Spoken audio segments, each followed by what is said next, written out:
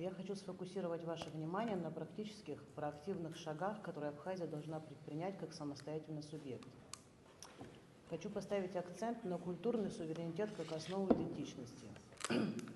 Сегодня, когда Запад ведет против нас не только военную и экономическую, но и ценностную войну, цель – размыть нашу идентичность, подменить историческую память и представить наш союз с Россией как навязанный, а нашу борьбу за независимость как агрессию.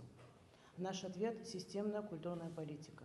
Я считаю, что мы должны защитить и популяризировать абхазский язык, литературу, традиции как основу национального самосознания.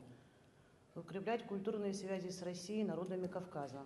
Это совместные фестивали, образовательные программы, обмены, круглые столы, которые показывают, что мы часть единого цивилизационного пространства.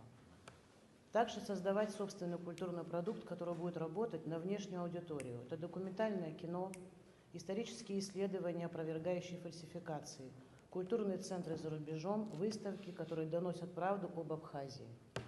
Культура – это мягкая сила, которая в условиях гибридной войны становится не менее важной, чем ракеты.